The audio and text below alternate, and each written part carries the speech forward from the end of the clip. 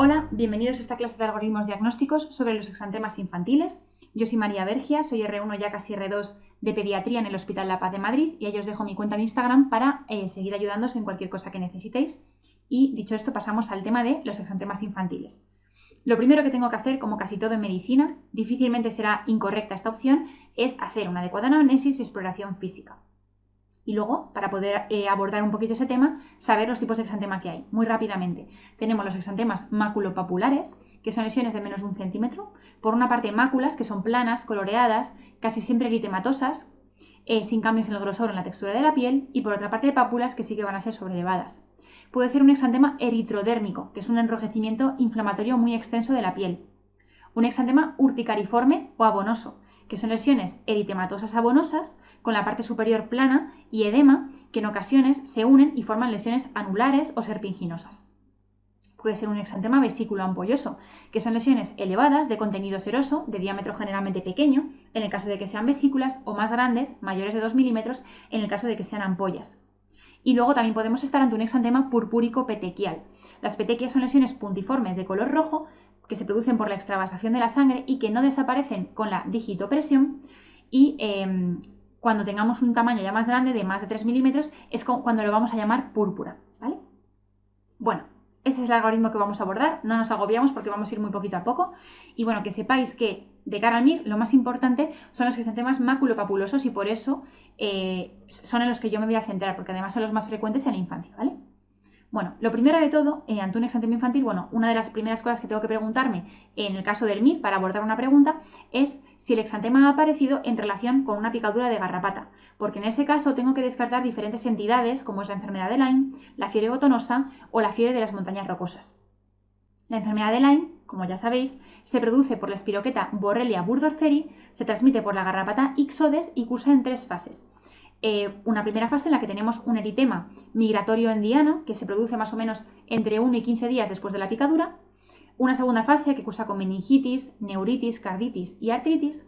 Y una última fase que es la infección persistente, en la cual podemos tener acrodermatitis crónica atrófica, artritis crónica y neuroborreliosis. La garrapata Ixodes tiene una amplia distribución por la península ibérica. Bueno, lo más normal es que no tengamos una picadura de garrapata, en cuyo caso tenemos que ver si puede tener relación con fármacos y estar portando una toxicodermia, que es bastante rara en niños, se puede asociar a cualquier tipo de exantema, incluido el urticariforme, ¿vale? Casi siempre comienza en tronco y se va a diseminar hacia las extremidades y los fármacos más frecuentemente implicados en la toxicodermia infantil son los antibióticos, los analgésicos y los anticomiciales. Si no tenemos ninguna relación con ningún fármaco, tenemos que ver cómo es la morfología de este exantema, porque puede ser un predominio de pápulas y no de máculas. Si tenemos un predominio de pápulas que además son pruriginosas, podemos estar ante una escabiasis o sarna que se produce por el Sarcoptes scabei y produce una erupción generalizada que nunca, y quedaros con este dato, nunca afecta al cuero cabelludo salvo en lactantes. En lactantes sí que es típica la afectación del cuero cabelludo y la lesión típica va a ser el surco acarino, que ya lo conoceréis. Aunque es verdad que no solemos encontrarlo, es muy difícil verlo. Y produce un prurito muy importante que es más especialmente nocturno. Podemos estar ante un exantema principalmente papular, sin prurito, en cuyo caso podemos estar ante una enfermedad de Janotti-Crosty, que también se conoce como acrodermatitis papulosa infantil. Es de localización acral, es un cuadro autolimitado, asintomático, que generalmente produce un exantema simétrico y se relaciona con la infección por virus de la hepatitis B, citomegalovirus, virus de Epstein-Barr y Coxsackie. También la enfermedad mano-pie-boca nos produce un cuadro de predominio papular no pruriginoso y se produce principalmente por enterovirus, especialmente por Coxsackie A16. Cursa con prodromos de fiebre y después va a aparecer un exantema generalmente vesículo-pustuloso con una distribución típica, pues como su nombre indica, en mucosa oral, manos y pies. Podemos estar ante un paciente que tenga un exantema de predominio macular no asociado a fiebre, en cuyo caso podemos estar ante una pitiriasis rosada. Es muy típico que tengamos un exantema que se precede por una placa heraldo, que es la que tenéis señalada en la imagen, una placa un poquito más grande, que aparece unos días antes de diseminarse el exantema. Tiene una disposición típica en árbol de Navidad y la etiología se desconoce, se cree que puede estar en relación con algunos virus. También podemos estar ante un exantema infeccioso, que es verdad que sí que podría asociar febrícula, pero no suele asociar fiebre alta. El eritema infeccioso, quinta enfermedad o megaloeritema, se produce por el parvovirus B19, es más frecuente en niños entre 5 y 15 años y cursa con pródromos de febrícula, que no fiebre, febrícula, cefalea, síntomas de vía aérea superior y posteriormente aparece un exantema que inicialmente es en doble bofetada, que es lo que veis en la imagen, y posteriormente se vuelve cartográfico. Cartográfico porque va a ser un exantema maculopapuloso que aparece en glúteo y extremidades y típicamente se va a aclarar por su parte central.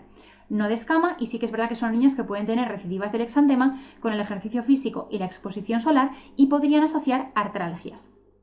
También, otra causa de exantema de predominio macular sin fiebre es el exantema súbito. Y lo aclaro, el exantema súbito, Roseale infantum o sexta enfermedad, que se produce por el virus herpes tipo 6, son niños más pequeños, entre 6 y 15 meses, lactantes, y aquí sí que aparece fiebre, pero en los pródromos. Después la fiebre desaparece y más o menos después de 2-3 días aparece el exantema, con lo cual cuando tenemos el exantema ya no tenemos la fiebre.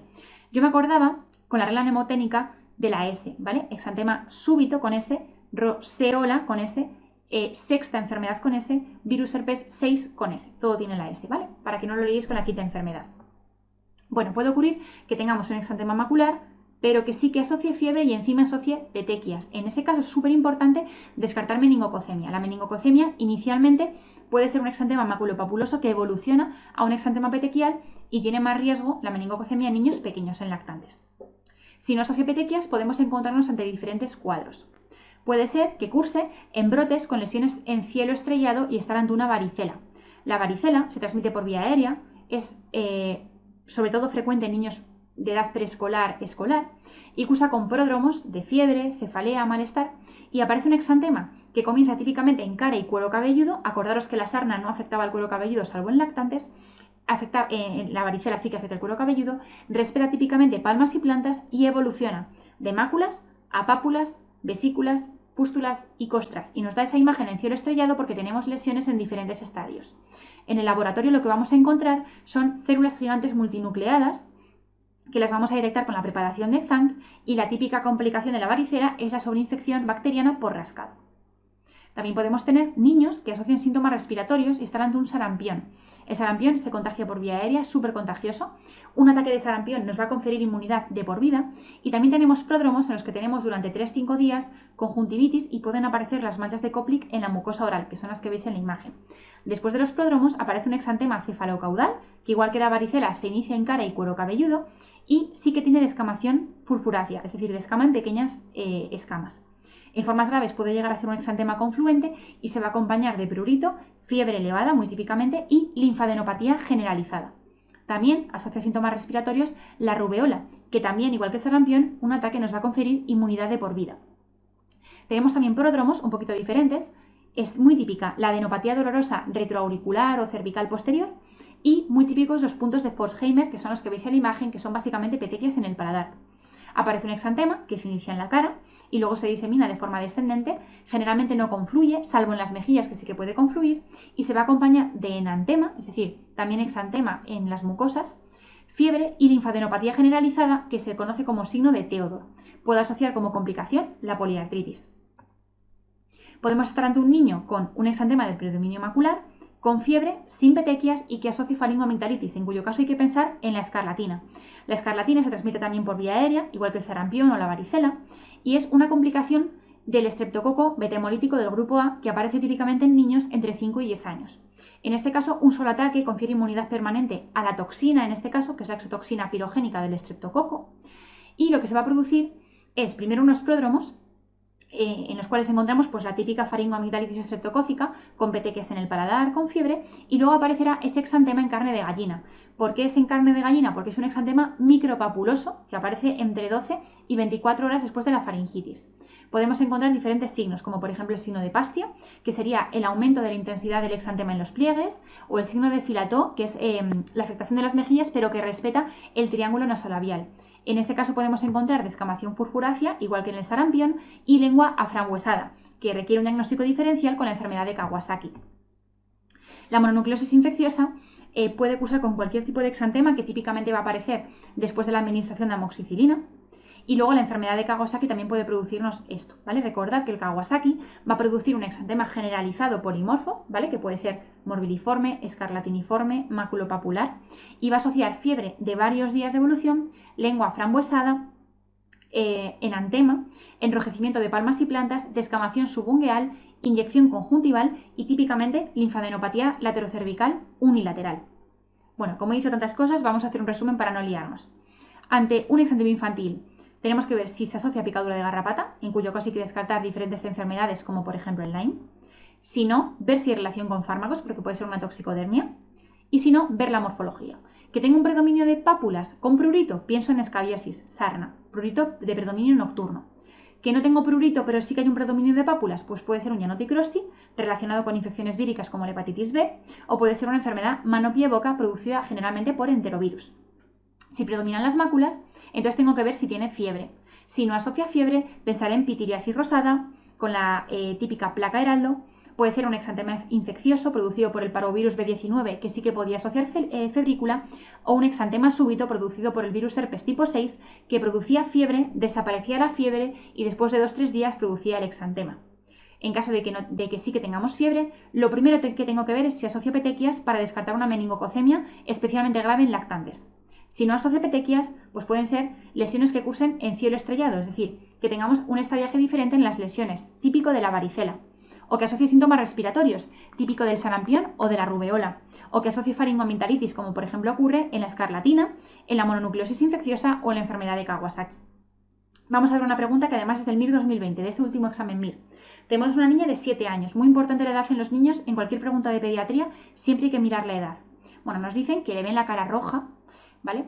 Y que además tiene manchas rojas por todo el cuerpo. Está febril y tiene un exantema maculopapuloso confluyente en las mejillas que respeta el labio superior y directamente te dicen que parece la típica cara en bofetón. En el tórax tiene un exantema reticular, en encaje, no pruriginoso. Bueno, ¿cuál es el diagnóstico? En este caso, casi que el algoritmo no nos hace falta porque la cara en bofetón es muy típica de una de las entidades. Pero bueno, la varicela no es porque suele tener generalmente hipertermia moderada, con síntomas sistémicos los primeros 2-4 días de la aparición del exantema, y son exantemas maculoeritematosos súper pruriginosos que se convierten en pápulas, luego en vesículas, luego en costras y da esa imagen, como veis ahí, en cielo estrellado. Tampoco parece una rubeola, porque la rubeola presenta pródromos de febrícula, cefalea, dolor ocular y comienza con la típica linfadenopatía en los ganglios retroauriculares, suboccipitales, cervicales, tampoco nos dicen nada de esto.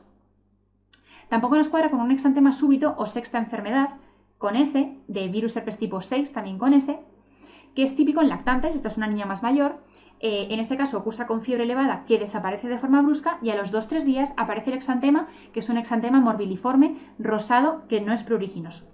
En este caso estamos ante un eritema infeccioso o quinta enfermedad que se produce por el parvovirus B19. Inicialmente cursa con esa rubefacción facial eritematosa que da ese aspecto embofetada y posteriormente se produce el aclaramiento central de las lesiones maculares y se da ese exantema que tenía ese aspecto en encaje. Recordad, concepto RPMIR, que el exantema súbito afecta a lactantes y se caracteriza por fiebre elevada de 3 días de evolución que después desaparece y aparece a los días el exantema maculopapuloso en el tronco. Espero que os haya servido muchísimo este algoritmo y nos vemos en próximos vídeos.